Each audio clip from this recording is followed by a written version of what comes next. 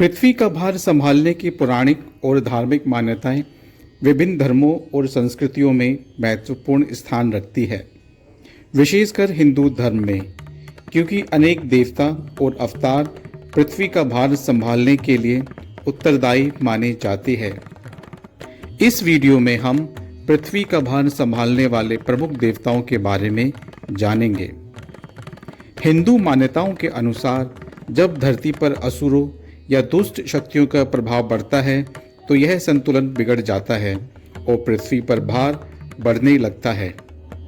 ऐसे समय में भगवान अवतार धारण करते हैं और इस भार को संभालते हुए संसार में शांति और संतुलन स्थापित करते हैं। भगवान विष्णु जी ने समय समय पर विभिन्न अवतारों के माध्यम से पृथ्वी और उसकी सुरक्षा का भार संभाला है।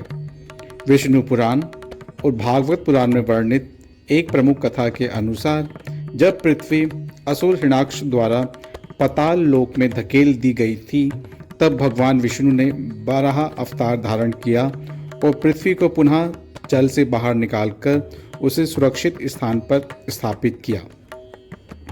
इस घटना को भगवान विष्णु के तीसरे अवतार के रूप में माना जाता है और इसे धर्म की विजय का प्रतीक भी समझा जाता है। इसके अलावा दोस्तों, भगवान शेषनाग, जिनके अनेक फन हैं और जिन्हें भगवान विष्णु जी का निवास स्थान भी माना जाता है, ऐसी मान्यता है कि उन्होंने पृथ्वी को अपने फनों पर धारण किए हुए है। शेषनाग देवता की यह भूमिका दर्शाती है कि पृथ्वी का भार संभालना केवल भौतिक स्तर पर ही नहीं, बल्कि यह मानसिक और आध्यात्मिक कठिनाइयों को संभालने का भी प्रतीक है। हिंदू धर्म में पृथ्वी को देवी के रूप में भी पूजा जाता है और उन्हें संसार की माँ के रूप में माना जाता है, जो पूरी सृष्टि की पालन पोषण और संतुलन का ध्यान रखती है। हमारे पुराणों में धरती माता की महिमा और उनकी देखरेख का वर्णन मिलता है, जहाँ उन्हें अन्नपूर्णा, पालक और पोषक शक्ति के रूप में सम्मानित किया जाता है और संपूर्ण संसार के जीव जंतुओं को जीवन प्रदान करती है। हमारे हिंदू धर्म में कई और देवी देवता और शक्तियां भी पृथ्वी का भार संभालने में सहायक मानी जाती है। इनमें प्रमुख रूप से भगवान विष्णु, ब्रह्मा जी, भगवान शिव, इंद्र देवता आदि देवताओं का नाम आता है।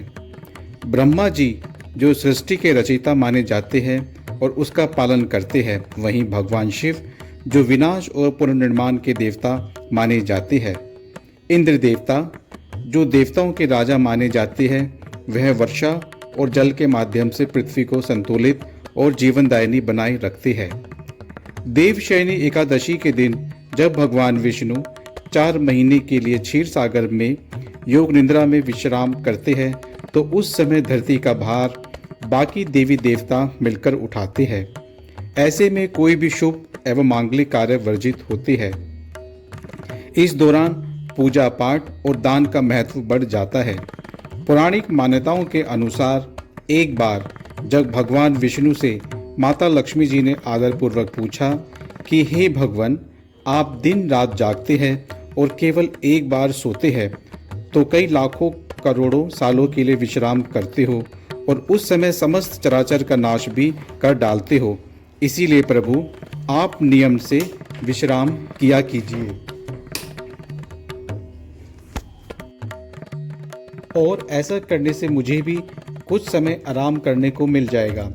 तब भगवान श्री हरि ने माता लक्ष्मी जी से कहा कि हे देवी, आज से मैं हर वर्ष चातुर्मास तक शयन किया करूँगा और मेरी यह निद्रा अल्प निद्रा और प्रलयकालीन महानिद्रा कहलाएगी, जो मेरे भक्तों के लिए परम मंगलकारी रहेगी।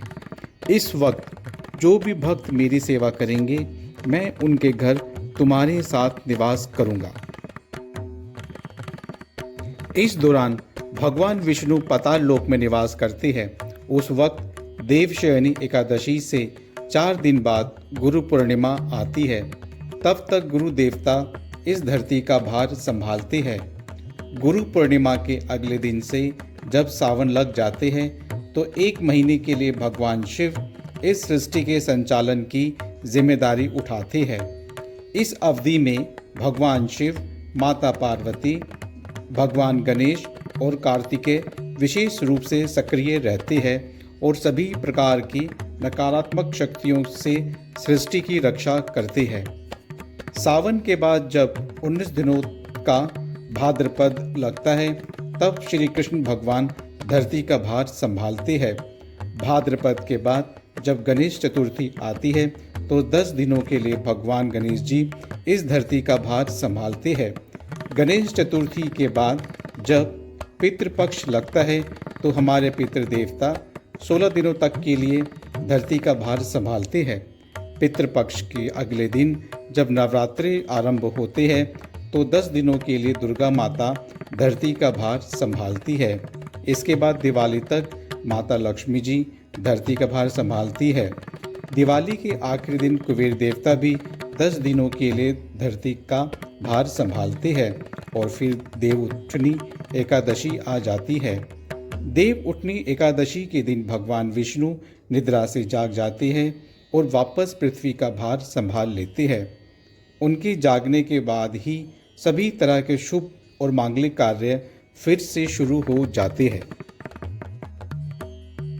इस प्रकार पृथ्वी का भार संभालने की अवधारणा हिंदू धर्म में गहरे प्रतीकात्मक और आध्यात्मिक अर्थों से जुड़ी है।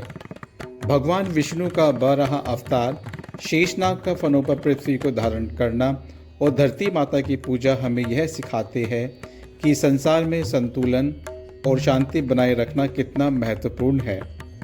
यह न केवल धार्मिक दृष्टिकोण से बल्कि वर्तमान समाज में भी अत्यधिक प्रासंगिक है, जहां हमें पृथ्वी के संरक्षण और संतुलन की दिशा में कार्य करने की आवश्यकता है।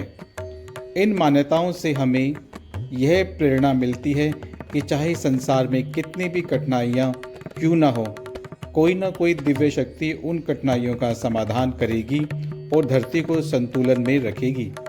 हमें भी इसी तरह अपने जीवन में संतुलन बनाए रखने का प्रयास करना चाहिए ताकि हम भी पृथ्वी का भार संभालने में अपनी भूमिका निभा सके।